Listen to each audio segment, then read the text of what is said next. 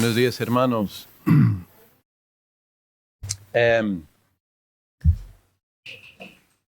He puesto como título de mi mensaje La Navidad comienza con Dios.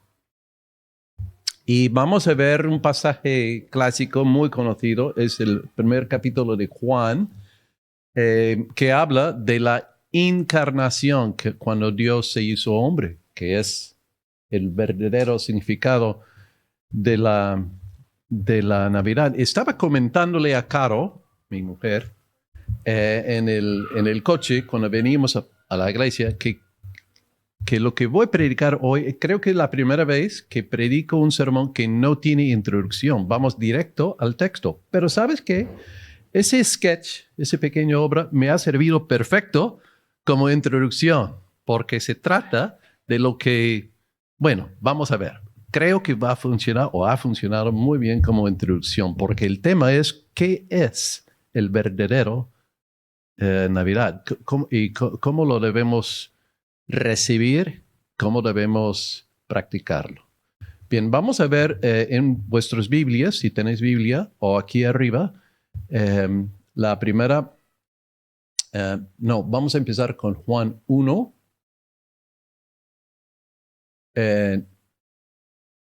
9 al 13. Ese es el texto central y luego vamos a ver algunos otros textos que van relacionados con ese tema. Juan 1, versículo 9 al 13. Dice así: esa luz verdadera, la que alumbra a todo ser humano, venía a este mundo. El que era la luz ya estaba en el mundo y el mundo fue creado por medio de él, pero el mundo no lo recibió o no lo reconoció. Vino a lo que era suyo, pero los suyos no lo recibieron. Mas a cuantos lo recibieron, a los que creen en su nombre, les dio el derecho de ser hijos de Dios. Estos no nacen de la sangre, ni por deseos naturales, ni por voluntad humana, sino que nacen de Dios. Gracias, Señor. Pedimos que nos ayudes a entender y aplicar este texto. Es tu palabra, en el nombre de Cristo. Amén. Dice versículo 9, la luz verdadera, la que alumbra a todo hombre, a todo ser humano, vino al mundo y es el mundo que él había creado. El que era la luz, el que es la luz, vino a este mundo que él mismo había creado. ¿Qué es lo que quiere decir? Que España y todos sus pueblos fueron creados por él y para él.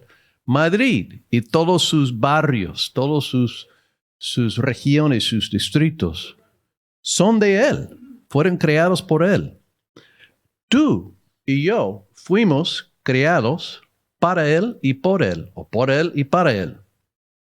Dice versículo 3, por medio de él todas las cosas fueron creadas.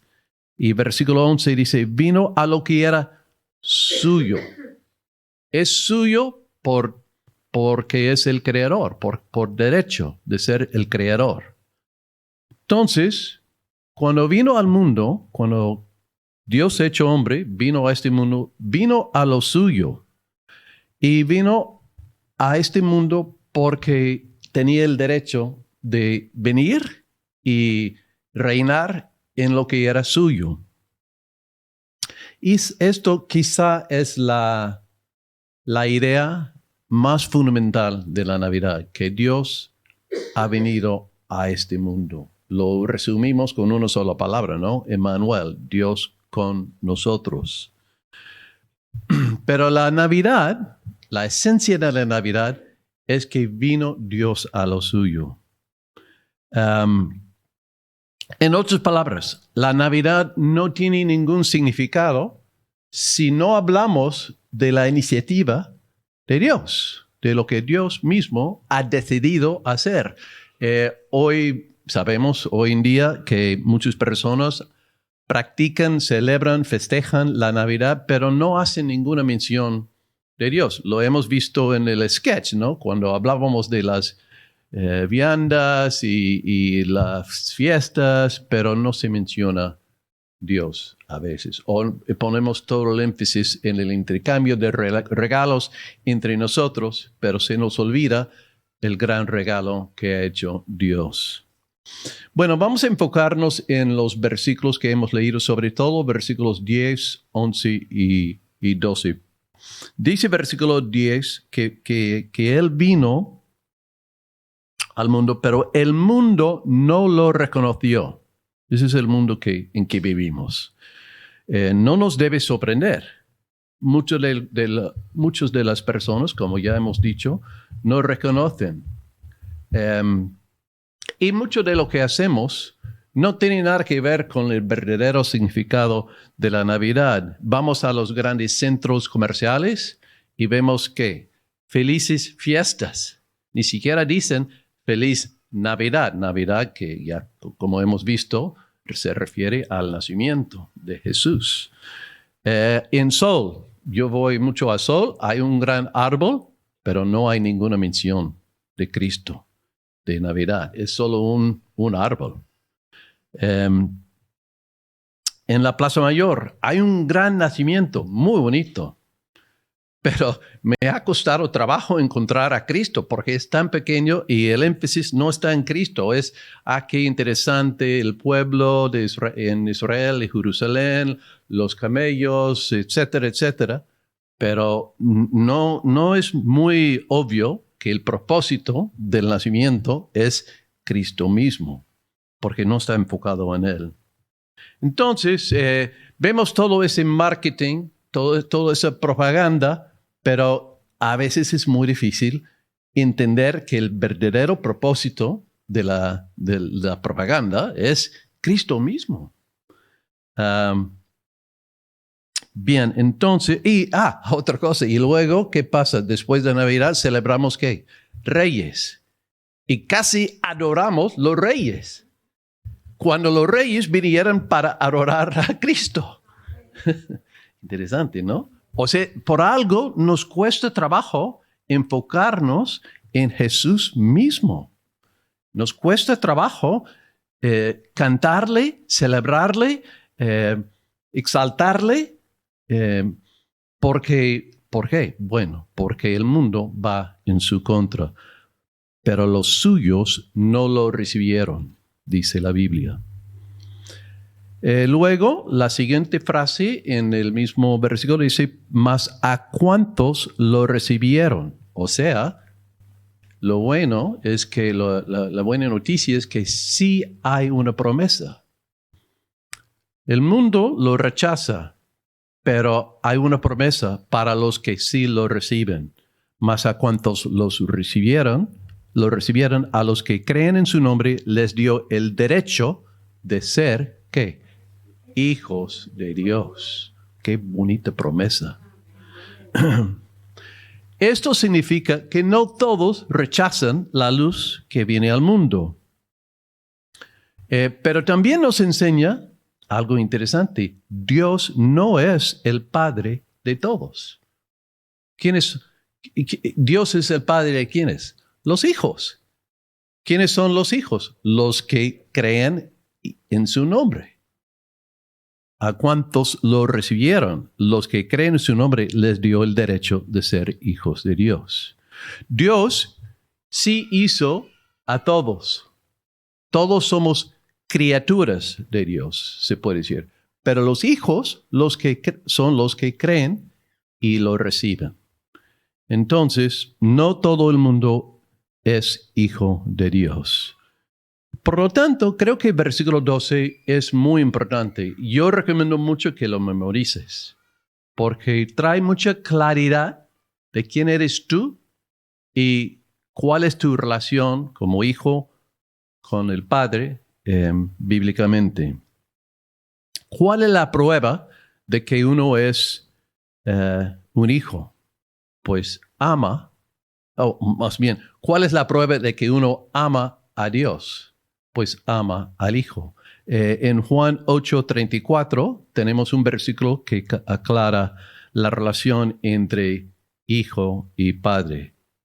Si todo el mundo es un hijo de Dios, la pregunta para nosotros es, ¿lo soy yo? Pues ese versículo nos ayuda a aclarar.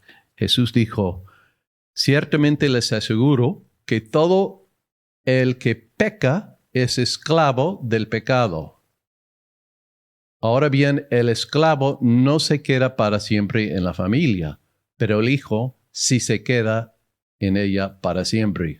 Así que si el Hijo los libera, serán ustedes verdaderamente libres. Aquí en estos versículos encontramos un contraste entre el esclavo, por un lado, que no está libre, y el Hijo.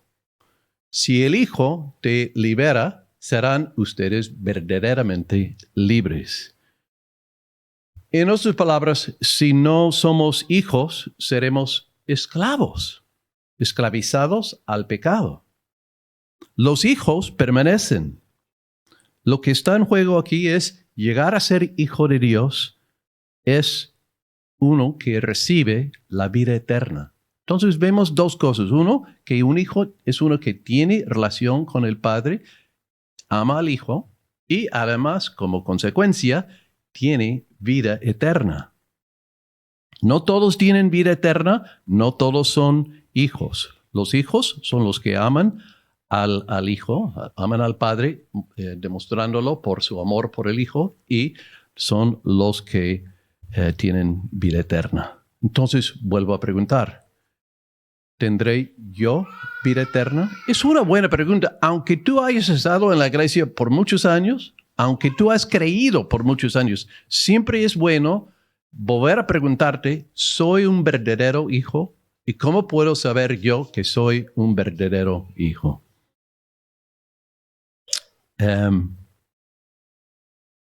No habrá esclavos en la vida venidera, solo hijos. Esa es la afirmación de Cristo. Los esclavos no permanecen en la casa para siempre. Bien, entonces, ya que hemos establecido esos puntos, ¿por qué no preguntamos cómo me convierto en un hijo de Dios? Y quizá tú te lo sabes, pero también es una buena pregunta. ¿Por qué?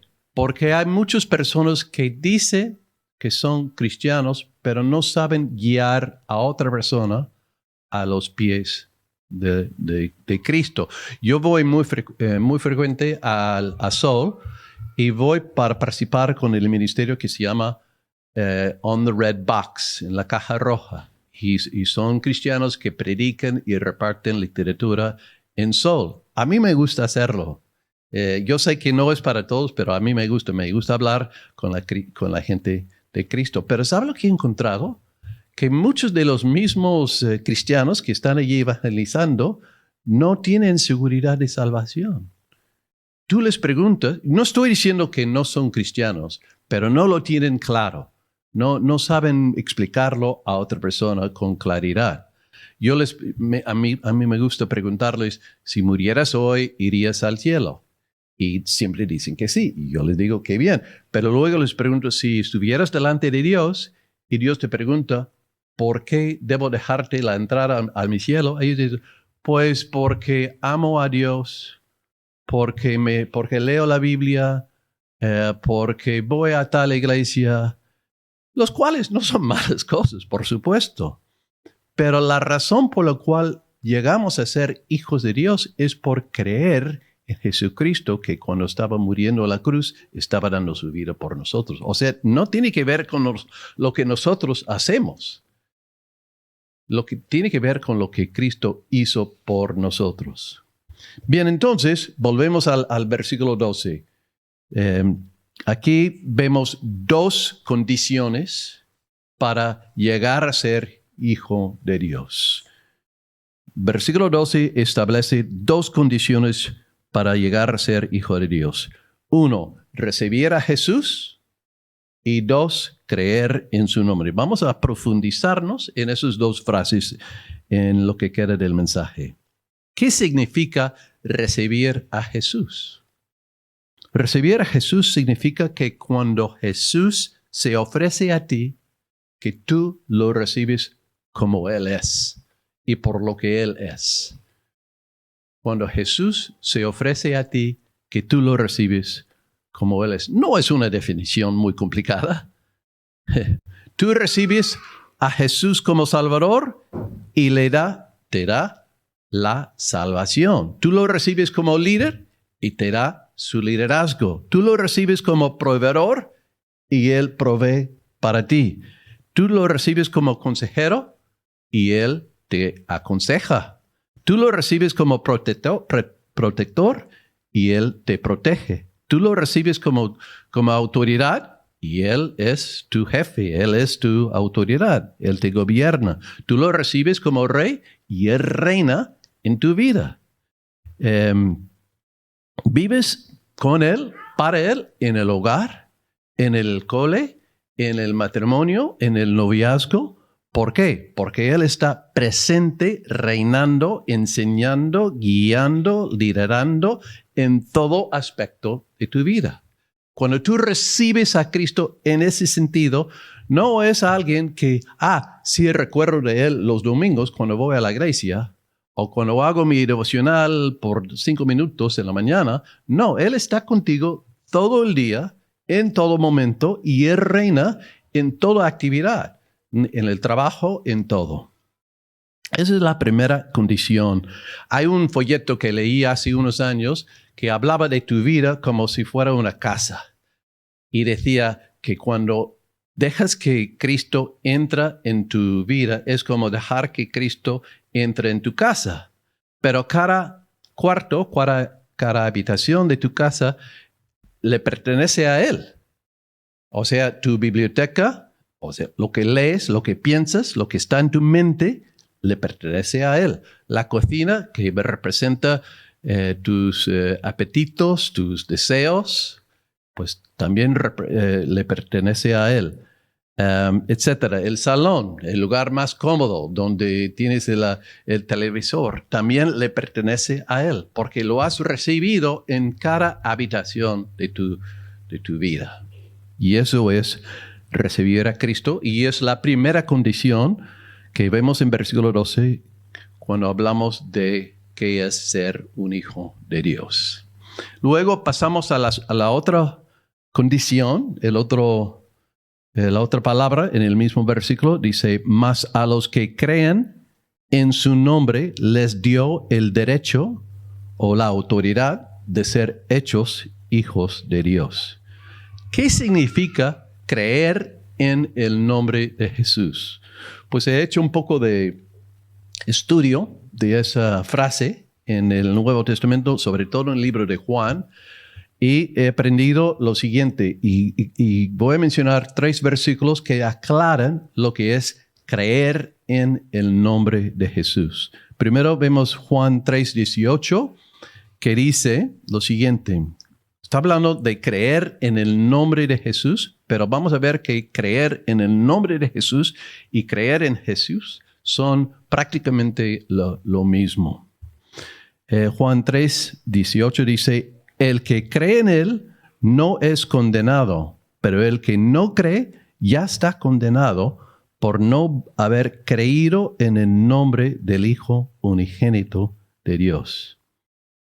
Aquí creer en Él y creer en su nombre se usan indistintamente. El nombre simplemente enfatiza su plena estatura, su dignidad, su autoridad como persona. Pero creer en su nombre y creer en Él es lo mismo, porque su nombre representa a Él. Luego vamos a ver Juan 5, 43 al 44, y vamos a ver que la palabra creer y recibir también se usan nuevamente en estrecha conexión, como vimos en Juan 1:12. Estamos viendo la nueva versión internacional, pero es más claro en la Reina Valera. Aquí dice: yo he venido en nombre de mi Padre y ustedes no me aceptan. Pero en la Reina Valera dice, ustedes no me reciben. ¿Ves? Que es creer y recibir. Creer y recibir. Ustedes no me reciben. Pero si otro vinieran por su propia cuenta, a ese se lo aceptarían o se lo recibirían.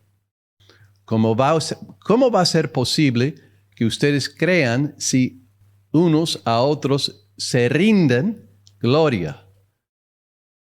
O recibís gloria en Reina Valera, pero no buscan la gloria que viene del Dios único. ¿Ves lo que implica versículo 44? Acerca de creer, ¿qué es creer? Implica que no puedes creer en Jesús si te importa más el aplauso de los hombres, la gloria que recibes de los hombres. Si amas más la alabanza de los hombres, no puedes creer en Jesús. Estás buscando la gloria de los hombres más que la gloria o la alabanza de Jesús. Entonces, creer en Jesús significa abandonar el anhelo de la alabanza humana. No buscar la alabanza de los hombres y preocuparse más por la alabanza de Dios. Eso es creer en Jesús.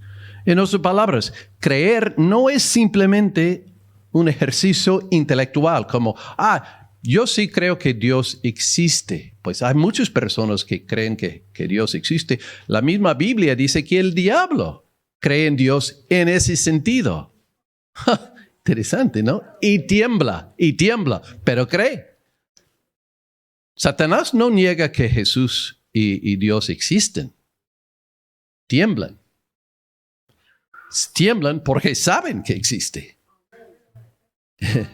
No lo respetan, no confían en Él, no están descansando en Él, pero saben que... Y hay muchas personas hoy en día que dicen, yo sí soy creyente, creo en Dios. Pues lo que están diciendo muchas veces, hay que preguntarles, es, yo sí creo que Dios existe, pero ¿mi vida está sometido a Él? No. ¿Vivo de acuerdo a sus enseñanzas? No me interesa. Pero sí, Él está haciendo sus cosas y yo estoy contento haciendo mis cosas a mi manera. Luego vamos a ver Juan 6:35 para aclarar un poco más esta palabra creer, que dice, Jesús les dijo, yo soy el pan de vida. El que viene a mí no pasará hambre y el que en mí cree nunca volverá a tener sed. Este versículo enseña que creer en Jesús significa estar satisfecho con Él. Acabamos de tomar la Santa Cena. ¿Qué estamos diciendo? Que Jesús, su carne y su sangre satisface la ira de Dios hacia mi pecado. Y yo también lo recibo a Él como el que me nutre, el que me satisface. Significa que Jesús es el alimento y que alimenta el hambre espiritual que tengo yo. Entonces, otra vez, no es simplemente un asentimiento intelectual, sino que es descansar en Él, recibirle a Él, someterme a Él, etc. Hay muchos más versículos que podríamos ver, pero todos estos textos, los que no hemos visto y los que sí hemos visto, muestran que creer es una obra profunda en el corazón humano y no es un mero recuerdo o acuerdo con hechos doctrinales, con enseñanzas, con ideas, con alguna filosofía. Es una relación con una persona resucitada que viene a morar en tu vida, en tu corazón. Entonces, si tuviera que resumir versículo 12 en mis propias palabras, yo diría, pero a todos los que recibieron a Jesús en sus vidas, por lo que realmente es, por lo que Él realmente es, por lo que Él realmente se ha revelado ser, los que se alimentan de Él como el pan de vida, que todo lo satisface, a ellos le dio autoridad o poder de ser hechos hijos de Dios. Bien, entonces, déjeme resumirlo, con eso terminamos, pero de una forma muy sencilla. Hoy en día se habla mucho de fe, hay que tener fe, pero hay fe falsa y fe verdadera. Hay una forma de creer que es falsa y una forma que es verdadera. Dos formas de fe falsa son fe intelectual, ya hemos hablado de eso, es creer que Dios existe, pero no someterte a Él. Hay otra forma que es fe temporal, lo cual es confiar en Dios para que me ayude con el examen que tengo mañana o para el viaje que voy a hacer a Barcelona para Navidad, lo cual no es malo. No es malo confiar en Dios para las cosas temporales, pero eso no es fe que salva. ¿Por qué? Porque cuando llegas a Barcelona se te olvida de la oración que has hecho, porque ya no lo necesitas. Pero fe salvadora, la fe que te salva, que te lleva a la vida eterna, es confiar en la obra de Jesús en la cruz, que satisfizo la ira de Dios hacia tu pecado.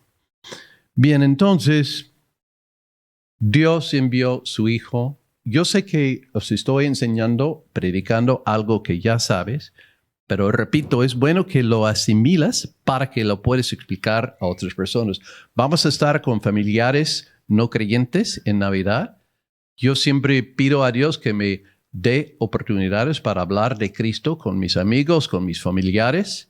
Hay muchas oportunidades y yo lo quiero tener claro para mi propio bien espiritual y para poder hablar con claridad con los demás. Así que pregúntate a ti primero, ¿creo en Él de la manera que hemos visto en la Biblia hoy? ¿Soy su hijo o hija en ese sentido? ¿O estoy definiéndome como creyente en el sentido como dice el mundo? Y primero, pregúntate, y segundo, pregúntate si puedes explicarlo a otra persona. Y no decir, bueno, soy salvo porque leo mi Biblia, porque voy a la iglesia. No, eres salvo porque estás confiando en lo que hizo Cristo en la cruz por ti. Amén. Vamos a orar. Padre, muchas gracias porque nos has dejado esta porción de tu palabra para aclarar dudas que podamos tener. Señor, tu palabra es muy sencilla, no es complicada, pero es profunda y llega a nuestro corazón. Y pedimos, Señor, que no haya nadie aquí, que no salga nadie de aquí en esta mañana sin tener la plena seguridad de su salvación, la plena confianza de que si murieran hoy irían al cielo a estar contigo, y también la capacidad de explicarlo a otra persona, un ser querido, un familiar, alguna persona que todavía no te ha recibido como Señor y Salvador. Lo pedimos en el nombre de Cristo. Amén.